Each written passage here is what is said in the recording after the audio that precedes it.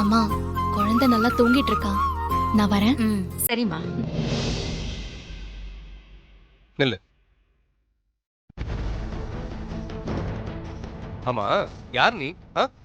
என் குழந்தைக்கு உனக்கு என்ன சம்பந்தம்? அம்மாங்கிற பேர்ல எதுக்கு டிராமா பண்ணிட்டு இருக்க? நான் எந்த டிராமாவும் பண்ணல. கோயில்ல அம்மாவுக்காக வேண்டிக்க வந்த குழந்தை கோயில்ல என்ன பார்த்துட்டா போல இருக்கு. இந்த சாமி கொடுத்த அம்மாவை நினைச்சு போலீஸ் ஸ்டேஷன்ல கண்டுபிடிக்க சொல்லி கம்ப்ளைண்ட் கொடுக்க வந்திருந்தா. அங்க இருந்த பிசி இன்ஸ்பெக்டர் ஸ்டேஷன்ல இல்லைன்னு சொன்னதும் என் செல்போன் நம்பர் வாங்கி என்கிட்ட போன்ல பேசி அம்மாவை கண்டுபிடிச்சு கொடுங்க அப்படின்னு சொன்னான்.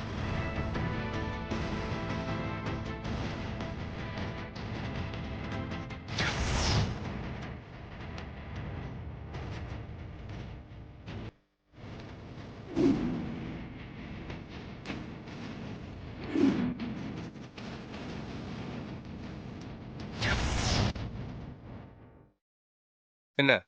இந்த கதையெல்லாம் நம்பிட்டு இருக்கணுமா? எதுக்கு என் குழந்தைகிட்ட சென்டிமெண்ட் ட்ராமாலாம் போட்டுட்டு இருக்க? நான் இன்னைக்கு புது அம்மாவை பார்த்தேன். புது அம்மாவை பாத்தியா? என்னம்மா சொல்ற? கோவில்ல காட் கிட்ட ப்ரே பண்ணா கேட்டது கிடைக்கும்னு என் ஃப்ரெண்டு நைனி சொன்னா. நான் கோவிலுக்கு போய் சாமி கிட்ட அம்மா வேணும்னு வேண்டிக்கிட்டேன். சாமி என் புது அம்மாவை காட்டுச்சு. கேக்குறேன்ல. என்ன நீங்க? சூர்யா, துர்கா சொல்றது ஒண்ணு கதை இல்லப்பா. தேவி கோவில்ல வேண்டிக்கிட்டு அம்மாவை பார்த்தேன்னு ஏற்கனவே எங்க கிட்ட சொல்லியிருக்கா. துர்கா சொல்றது எல்லாமே நிஜம்தான்.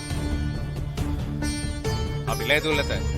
இவ தான் ஏதோ டிராமா பண்ணி குழந்தை மனசுல இவ தான் அம்மான்னு நம்ப வச்சிருக்கா. அதுக்கு எந்த அவசியமும் துர்காக்கு இல்ல சூர்யா. நீ எதுக்காக தேவையில்லாம இப்படி மனசை போட்டு குழப்பிக்கிட்டு இருக்க? நீ துர்காவை தப்பா நினைக்காத. தேவி தாயில்லாத பொண்ணுன்னு தான் துர்கா அவகிட்ட இப்படி பாசமா நடந்துக்கிறா. துர்கா, சூர்யா பேசின எதையும் மனசுல வச்சுக்காதம்மா.